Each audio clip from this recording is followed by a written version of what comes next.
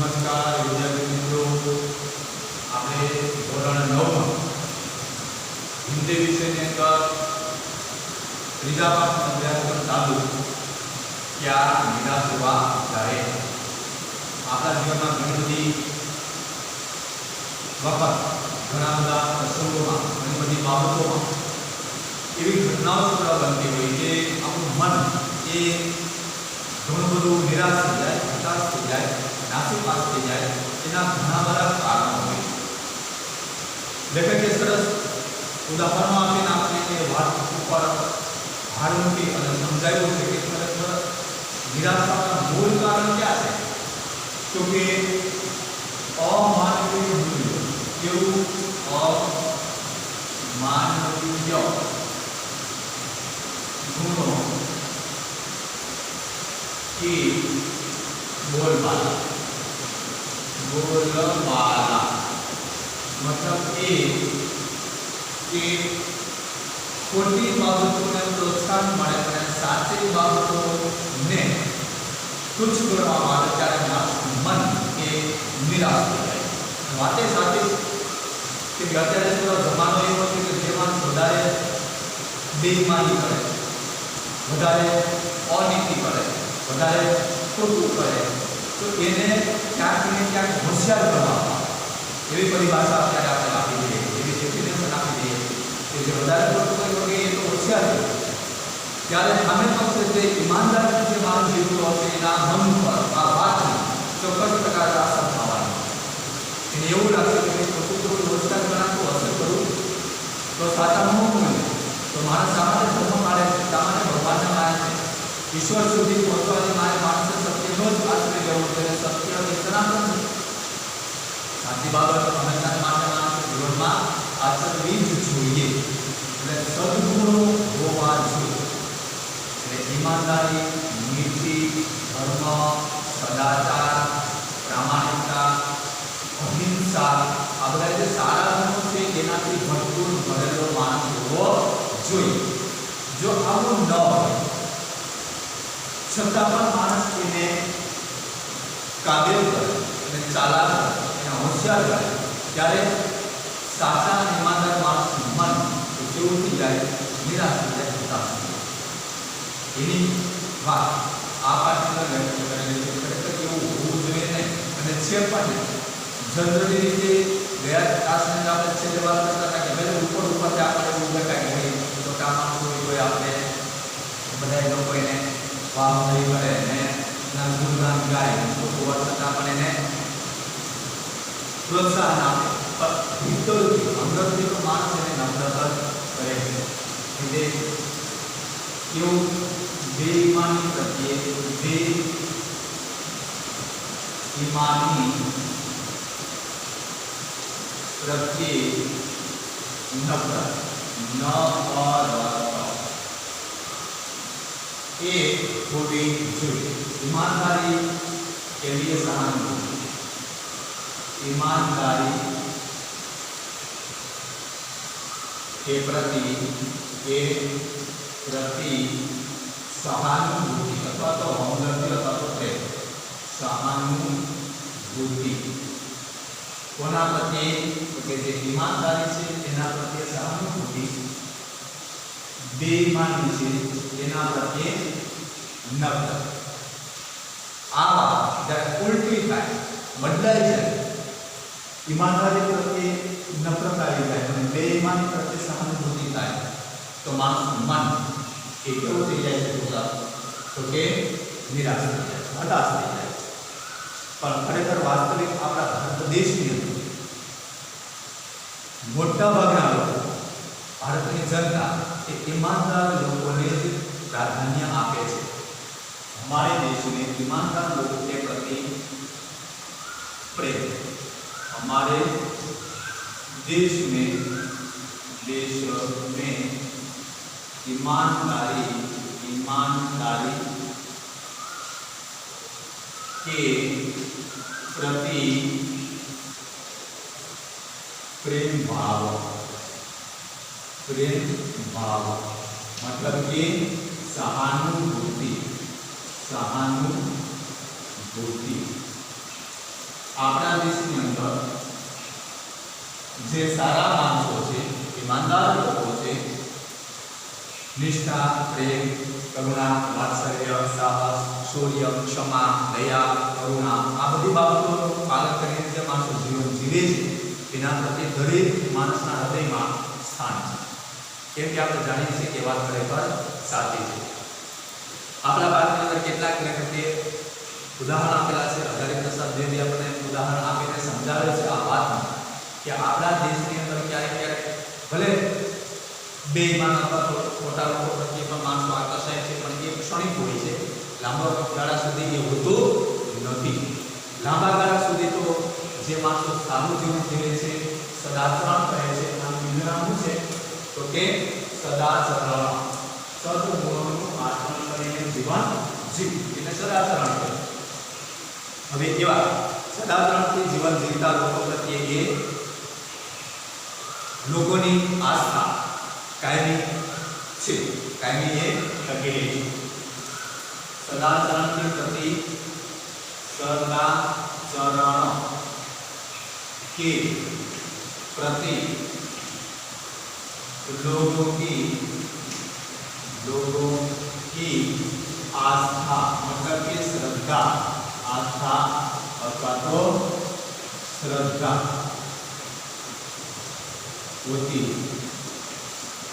होती कायमी माटे आ बात के टकेली सदाचरण प्रत्ये लोकोने कायमी विश्वास है અને એની ઉપર કાયમી માણસોને શ્રદ્ધા પણ છે. परंतु ऊपर ऊपर जो कुछ काका दिखाई देता है वो बहुत ही हाल की मनुष्य निर्मित कृतियों की ले छતાં પણ ક્યારેક ક્યારેક આપણને જોવા મળે કે પોતા માણસ પ્રત્યે પણ માણસ કે હોશિયાર બને છે, એને ચાલાક બને છે, બીજાનું બુરું કરવું, બીજાની ઈર્ષા કરવી અથવા તો અભિનય કરવું એવા માણસોને ચાલાક કરવામાં આવે અથવા તો હોશિયાર કરવામાં આવે એ આપણી બનાવેલી નીતિઓની ખામી છે, ત્રુટીઓ છે. આપણે એને પ્રોત્સાહન આપીએ છીએ. શા માટે આપવું જોઈએ?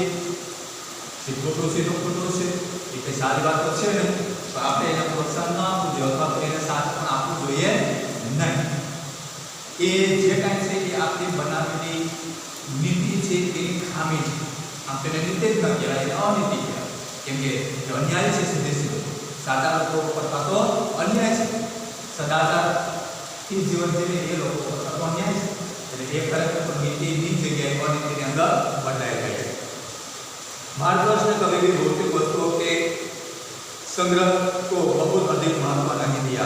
उसके लिए दृष्टि से मनुष्य के भीतर जो महान आंतरिक तत्व स्थिर भाव से बैठा हुआ है वही चरम और परम.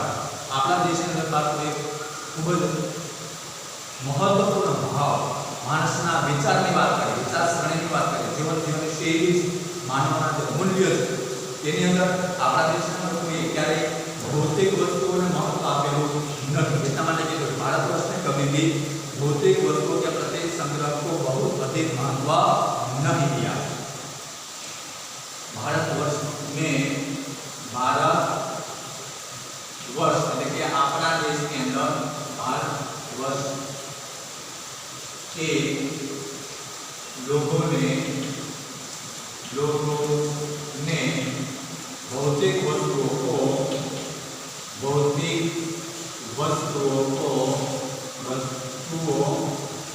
को अधिक महत्व नहीं दिया. अधिक महत्व नहीं दिया. આપણા દેશના લોકોએ ક્યારે ભૌતિક એટલે કે રૂપિયા, પૈસા, ધન, દોલત, જમીન, જાયદાદ, ગાડી, બંગલા આ બધી ભૌતિક વસ્તુઓ એ ભૌતિક વસ્તુઓને માણસના અંતઃકરણથી વધારે મહત્વ નથી આપ્યું. એને અધિક મહત્વ વધારે મહત્વ નથી આપ્યું. વધારે મહત્વ કોને આપેલું છે? માણસના ભીતરની અંદર, હૃદયની અંદર, મનની અંદર, ચિત્તની અંદર જે સાત્વિક વૃત્તિઓ પડેલી છે, સારા ગુણો પડેલા છે એને વધારે મહત્વ આપેલું. માની લો કે કોઈ अपराधी हो उदाहरण एमां कोई अपराधी है अथवा तो गुनेगार અને પુષ્કળ વૈભવ છે એની પાસે, પણ એનો ધંધો अपराधનો છે, ગુનેગારનો છે, એ કોઈને કોઈ હેરાન કરે છે અથવા તો ગુનાહિત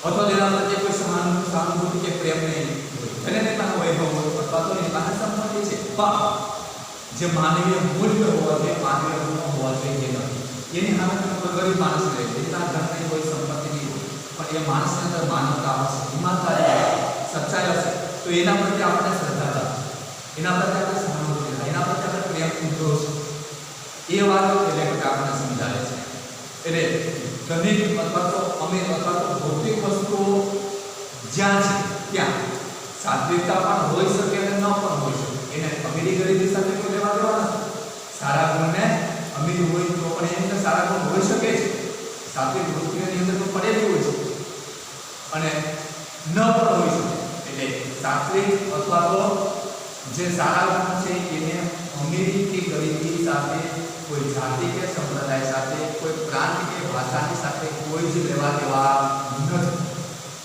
ગરીબ માણસ હોય તો એ સાત્વિક પણ હોય ને નાસ્તિક પણ હોઈ શકે એવું નથી કે ગરીબ છે એટલે નાસ્તિક હોય અથવા તો બધા સારા ગુણ ધરાવતા હોય એવું હોઈ શકે નહીં ગરીબ માણસોમાંથી કેટલાક એકદમ ઈમાનદાર માણસો હોય તો બીજા કેટલાક એક બેઈમાન પણ હોઈ શકે છે એ લેખક આપણને સમજાવે છે કે માણસનો વિશ્વાસ એની શ્રદ્ધા એ સદગુણો પ્રત્યે છે ભૌતિક વસ્તુઓ પ્રત્યે નથી એટલે ભૌતિક વસ્તુને સદગુણો ને કોઈ લેવા જાય સદગુણ એટલે સદગુણ સારા ગુણ એટલે સારા પછી એ માણસ કોઈ પણ ભાષા બોલતો હોય કોઈ પણ પ્રદેશનો હોય કોઈ પણ ધર્મ પાળતો હોય કોઈ પણ કામ કે શહેરમાં રહેતો પણ એની અંદર સારા ગુણ હોવા જોઈએ માણસ ઈમાનદાર હોવો જોઈએ એનો મૂળ હેતુ છે તો આપણે એના પ્રત્યે આસ્થા અથવા તો શ્રદ્ધા એ રહેશે એના પ્રત્યે આપણે પ્રેમ ભાવની કાયમી બાધિત કરે એટલે આપણા દેશના લોકોએ ભારત વર્ષથી લોકોને ભૌતિક વસ્તુઓ મહત્વ નથી આપ્યું રૂપિયા પૈસા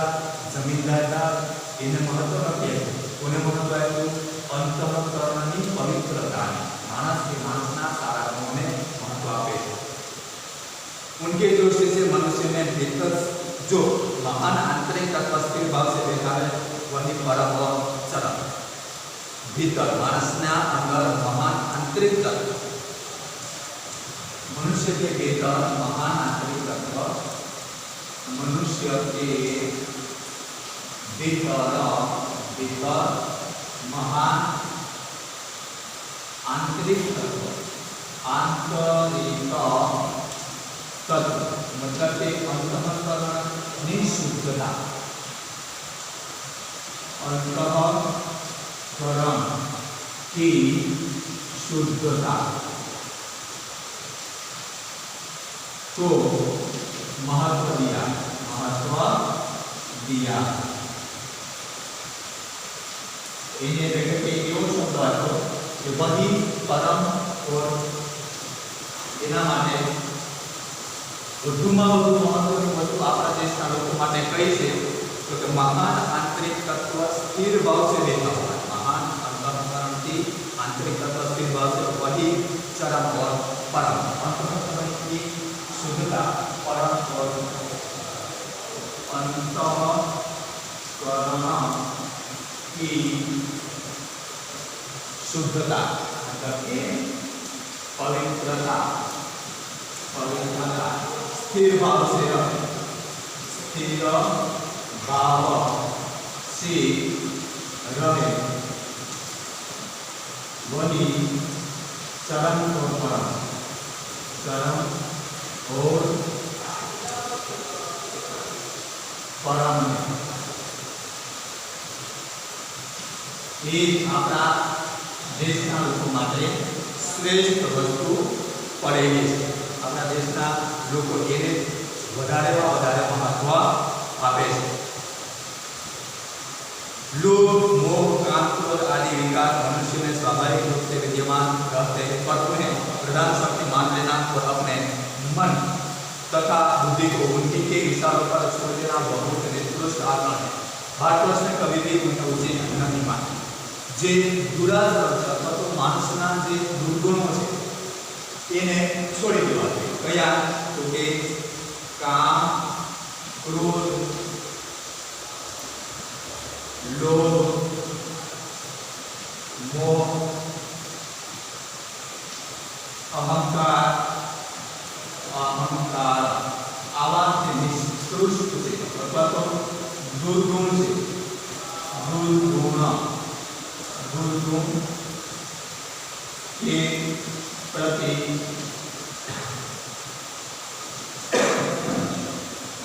કામ, ક્રોધ, લોભ, અહંકાર, અભિમાન આ બધા નિષ્કૃષ્ટ ગુણો છે, એટલે કે એ દુર્ગુણો. દુર્ગુણો છે પ્રતિ નમ્રતા, નમ્રતા એના પ્રત્યે ભારત દેશના લોકોને ક્યારેય સહાનુભૂતિ થતી નથી અને થવી પણ જોઈએ નહીં, કેમ કે એ કોઈ સારા ગુણો નથી, એનાથી દૂર રહેવું. સદગુણોને નથી કે લોકો અને દુર્ગુણોથી દૂર રહેવું એ એકનો મૂળ ભાવ છે. આવા દુર્ગુણ છે એને ક્યારે ભારતના લોકોએ ઉચિત માન્યા નથી, કેમ કે ઉચિત છે જ નહીં, કે સારા ગુણ જ નથી તો આપણે એને સારા કેવી રીતે કહી શકીએ. ક્રોધ કરવો, લોભ કરવો, ઈર્ષા, અભિમાન આ બધા તો એ દુર્ગુણ છે. દુર્ગુણ એટલે દુર્ગુણ છે, એટલે એના આપણે સદગુણ કહી શકતા નથી ને સદગુણ એને અપનાવી શકતા પણ નથી. એટલા માટે એ ભાર ના લોકો આપણે બધા જ માની જઈએ, આપણે બધા એનાથી હંમેશા માટે દૂર રહીએ છીએ, એ અપનાવતા પણ નથી. અને જો ક્યાંય દેખાય અથવા તો અપનાવનાર વ્યક્તિઓ છે તો એ આ નાથી પણ આપણે હંમેશા માટે દૂર રહેતા હોઈએ છીએ. सदा से हम के बंधन से बांधकर रखने का प्रयत्न किया है, परंतु भूख की उपेक्षा नहीं की जा सकती, बीमार के लिए दवा की उपेक्षा नहीं की जा सकती, गुमराह को ठीक रास्ते पर ले जाने के उपायों की उपेक्षा नहीं की जा सकती. गरीब लोगों से, दुखी लोगों से, जे पीड़ित लोगों से એની ઉપેક્ષા નહીં की जा सकती. આપણે એને તિરસ્કારી શકતા નથી. આપણા દેશમાં હજારો લાખો લોકો એવા છે કે જે માન પોતાનું પેટ પૂરતું અનાજ મેળવી શકે, માન પોતાનું ભોજન મેળવી શકે છે, અમુક તો એ ભોજન પણ મેળવી શકતા નથી. આવી ગરીબ પરિસ્થિતિમાં રહીએ છીએ. કેટલા બધા હજારો માણસો, લાખો માણસો એ રોજ પીડાય છે, શારીરિક માનસિક રીતે એ કોઈને કોઈ પીડાનો સામનો કરે છે. આવા દુઃખી, ગર્ભથી પીડાતા અને ગરીબ લોકો પણ વસે છે, તો એનો આપણે ક્યારેય તિરસ્કાર કરી શકતા નથી. એના પ્રત્યે હંમેશા માટે આપણે સહાનુભૂતિ રાખવી જોઈએ. કેમ કે દર્દથી પીડાય છે, એ ગરીબ છે અથવા તો એ દુઃખી છે અથવા તો એ પીડિત છે. એવા પીડિત લોકો છે, દુઃખી લોકો છે, ગરીબ લોકો છે, એના પ્રત્યે હંમેશા માટે સહાનુભૂતિ રાખવી. हुआ यह है कि इस देश के कोटि कोटि दरिद्र जनों की हीन अवस्था को दूर करने के लिए ऐसे अनेक कायदे कानून लाए गए हैं जो कृषि, उद्योग, वाणिज्य, शिक्षा, स्वास्थ्य की स्थिति को अधिक उन्नत और सुचारू बनाने के लक्ष्य के प्रेरित है. परंतु जिन लोगों को इन कार्यों में लगना है उनका मन हर समय पवित्र नहीं होता. प्राय ये देही लक्ष्य को भूल जाते और अपनी ही सुख सुविधा को और ज्यादा ध्यान देने लगते हैं. હવે આવી પરિસ્થિતિ અંદર જીવતા લોકો કેવી તો કે દુઃખી લોકો, દુઃખી, પીડિત, गरीब लोगों के लिए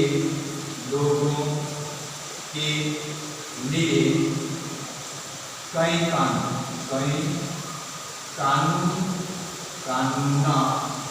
बनाए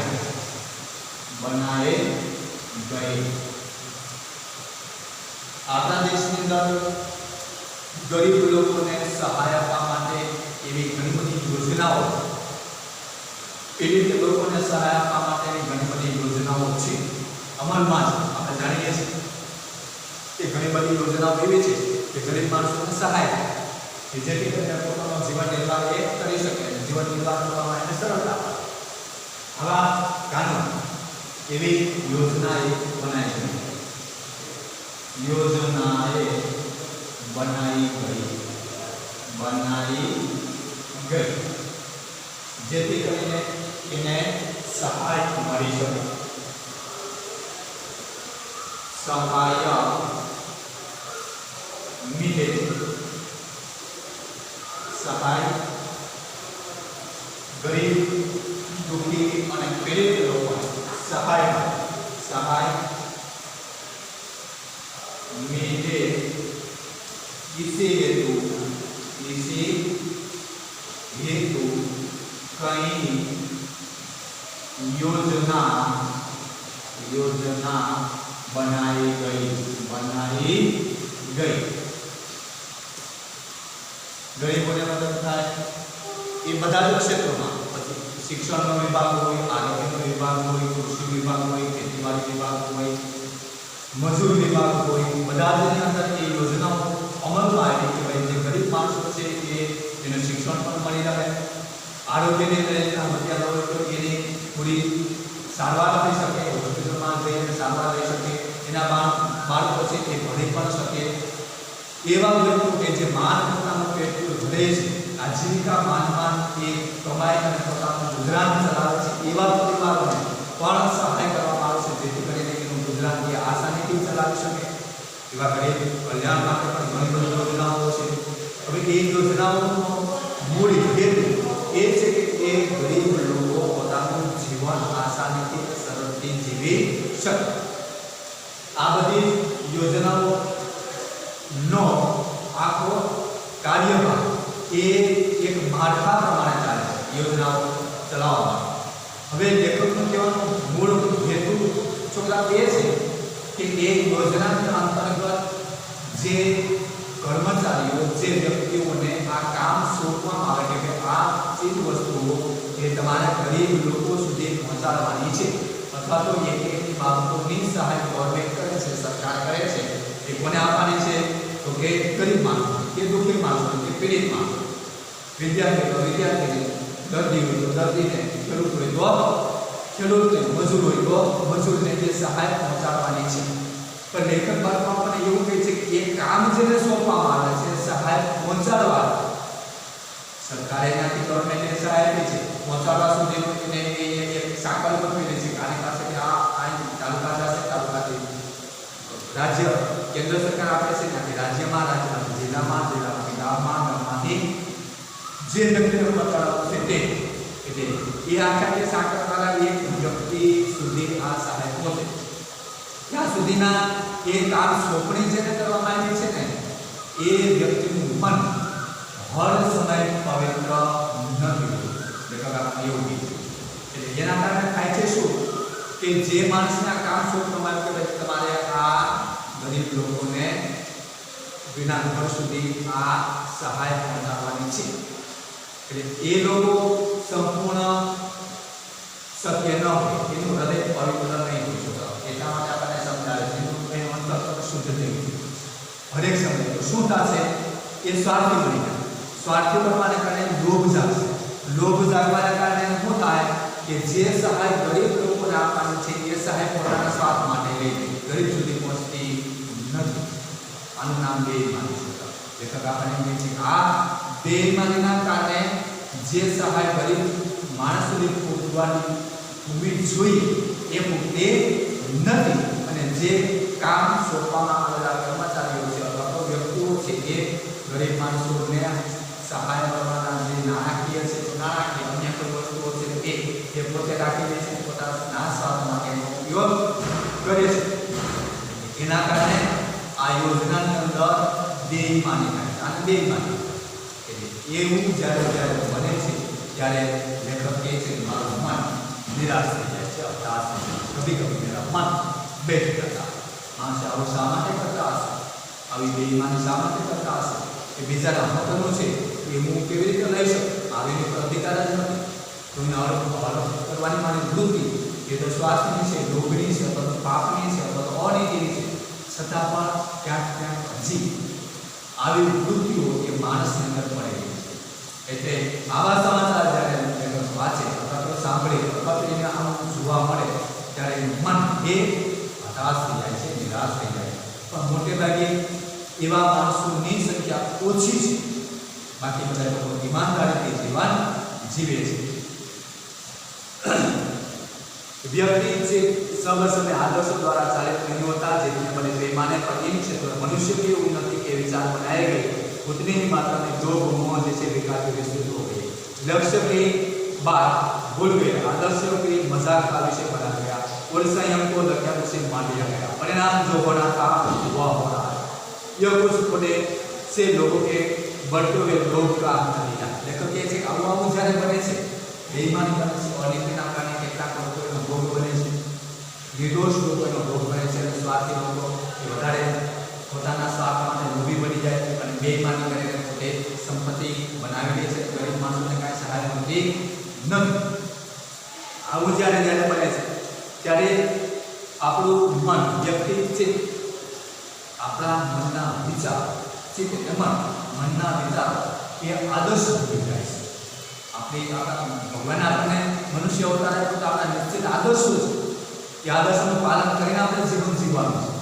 તો એ માણસો ભૂલી જાય છે કે ભાઈ આપણે સત્ય, કરુણા, દયા, ક્ષમા, સાહસ, શૌર્ય, નીતિ, ધર્મ, નિષ્ઠા આ બધા જે સારા ગુણો છે એ સારા ગુણોનું પાલન કરીને આપણે જીવન જીવવાનું છે. અને ક્યારેક ક્યારેક માણસના મનમાંથી, એના ચિત્તમાંથી આ ગુણ એ નીકળી જાય છે. એટલે આદર્શમય જે આપણું જીવન હોવું જોઈએ એ આદર્શમય રહેતું નથી રહેતું આદર્શમય, ત્યારે એ લોભ અથવા તો સ્વાર્થ બની રહ્યા છે અને તેના કારણે બેઈમાની શરૂ થઈ જાય. એવું બનવું જોઈએ નહીં. એવું આપણને ખરેખર એવું આપણા જીવનમાં આવવું જોઈએ. અને આદર્શ આપણા બની જાય કંઈક ખોટું તો કરાય એમાં તો હાલે કરે છે ને આપણે ક્યાં કરીએ એમ કરીને આપણે આદર્શના આપણે જે સારા ગુણોનો આદર્શ છે ને આદર્શ જ ચેન્જ કરી નાખે, બદલી નાખે. પણ નહીં જો બદલ સારું જીવન સત્યમય આપણું જીવનના આદર્શોને ક્યારેય બદલવા ના જોઈએ. બેઈમાની નહીં કરવા એટલે નહીં જ કરવા, અસત્યનો આચરણ નહીં કરવા એટલે નહીં જ કરવા. એવો આદર્શ આપણો હોવો એને જ આદર્શ કરે. છતાં પણ ક્યારેક ક્યારેક સ્વાર્થ વૃત્તિને કારણે આવા આદર્શો માણસ એ છોડી દે છે અને ખાલી ગજ્ઞાનુસી એટલે કે કહેવાતા દુર્ગુણોને માણસ એ સદગુણ ગણી લે છે. કહેવાતા ખોટા ગુણોને સાચા ગણી લે છે અને પરિણામ સ્વરૂપ એનું જે પરિણામ આવવું જોઈએ એ આપણે બધા જોઈએ છીએ કે ઘણી વખત ખોટું થાય છે, અત્યાચાર થાય છે, અનાચાર થાય છે, ભ્રષ્ટાચાર થાય છે, દુરાચાર થાય છે, બધું થાય છે. શું કારણ છે? આપણે માનવીય આદર્શને અનુરૂપ માનવીય આદર્શનું પાલન કરીને જીવન ન જીવીએ ત્યારે આ વૃત્તિઓ વધી જાય છે. પણ ખરેખર એવું કરવું જોઈએ અને માણસે પોતાના આદર્શોને જાળવી રાખીને જીવન જીવવું જોઈએ. भारत वर्ष सदा कानून को धर्म के रूप में देखता रहा है. आज एकाएक कानून और धर्म में अंतर दिखाई दिया है. धर्म को धोखा नहीं दिया जा सकता, कानून को दिया जा सकता. यही कारण है कि लोग धर्म विरोधी कानून की त्रुटियों से लाभ उठाने में संकोच नहीं करते. अपना देश में वर्षों की कायदा में कानून में धर्म मानवा पर આજના સમયની અંદર ક્યારેક ક્યારેક કાનૂનને તોડી નિયમનો કાનૂન એટલે નિયમનો ભંગ કરીને પણ માણસને પોતાનો સ્વાર્થ સિદ્ધ કરી દે છે. નિયમમાં, કાનૂનમાં, કાયદાઓમાં માનતા નથી માણસો એનો ભંગ કરે છે સ્વાર્થ માટે. એ ખરેખર ખોટું છે. પણ ધર્મને માને છે, ધર્મને આપણે માનીએ છીએ, એનું પાલન કરીએ છીએ. તો કાયદા કાનૂનનું પાલન કરવામાં ચોક્કસ આપણી જે મજબૂત મનોસ્થિતિ હોવી જોઈએ એ નથી. એટલે કાયદાનું ઉલ્લંઘન કરવામાં આપણે ડરતા છે. ઘણી વખત ખોટું કરી નાખીએ તો જ ખોટું થતું હોય. કાયદાનો ડર હોય તો આપણે ખોટું કરીએ, બાકી ખોટું નહીં કરીએ. પણ ઘણી વખત કાનૂન કાયદાને આપણે પહેલાના માણસો ધર્મ માનતા એટલે એ ધર્મ છે એ જ કાનૂન છે આપણો ધર્મ છે. જે રીતે આપણે ધર્મને મહત્વ આપીએ એટલા જ આપણે કાનૂન અને કાયદાને પણ મહત્વ આપવું જોઈએ કે આપણા જીવનના આદર્શોનું જ પાલન કરાવતા કાયદાઓ, એનું ઉલ્લંઘન કરાવતા કાયદાઓ એનું જ પાલન કરાવશે. એટલે એ પ્રત્યે આપણે સમાન ભાવ રાખવો જોઈએ. ધર્મને જેમ આપણે મહત્વ આપીએ એટલા જ છે કાનૂનનું પાલન કરવું જોઈએ, કાયદાઓનું પણ પાલન કરવું જોઈએ. એ નિષ્ઠા આપણે કાનૂનમાં હોવી જોઈએ, એટલે નિષ્ઠા આપણે ધર્મમાં માનીએ, એટલે પ્રામાણિકતા ધર્મમાં માનીએ છીએ. જેટલું સદાચરણ ધર્મની અંદર કરીએ છીએ એટલું સદાચરણ આપણે કાનૂનની અંદર પણ કરવું જોઈએ. એવું લેખકનું મૂળ હેતુ છે. એટલે માનવીય આદર્શોને ધ્યાનમાં રાખીને આપણું જીવન જીવવું જોઈએ. તો આપણે નિરાશ થવાની કાંઈ જરૂર રહેતી નથી અને આપણા કારણે બીજા કોઈને પણ નિરાશ થવું ન પડે, આપણા કારણે કોઈ અન્યાય પણ ન થાય. આ બધા જ પ્રશ્નોના ઉકેલ એની અંદર આવી જાય છે. દરેક માણસ પોતે પોતાના આદર્શો, માનવીય મૂલ્યોને ધ્યાનમાં રાખીને જીવન જીવે તો ક્યારેય કોઈને નિરાશ થવાનો વારો આવતો નથી. આપણી એક નૈતિક ફરજ છે કે આપણે આપણા આદર્શોનું પાલન કરીને જીવન જીવવું જોઈએ. આજનો તાસને આપણે પૂર્ણ કરીએ. હોમવર્કની અંદર જે પેજ આપેલા હશે એમાં પ્રશ્નો હશે અથવા તો કોઈ નિબંધ અથવા તો વ્યાકરણના કોઈ પ્રશ્નો હશે તો તમારે હોમવર્કની અંદર પાઠ્યપુસ્તકમાં લખી લેવાના છે. તમારી પાસે તો પાઠ્યપુસ્તક પણ મળી ગયા છે તમને, એટલે પાઠ્યપુસ્તકમાંથી પણ અધ્યયન કરવાનું, એમાંથી પણ તમારે હોમવર્ક કરવાનું અને જે હોમવર્ક આપે તો છે સારા અક્ષરે પાઠ્યપુસ્તકમાં લખી લેવાનું. પાઠ 3 એનો હજી એક હિસ્સો થોડોક એક ભાગ બાકી છે કે આવતા ક્લાસની અંદર આપણે શીખશું. આજનો આ ક્લાસ અહીંયા પૂર્ણ કરીએ છીએ.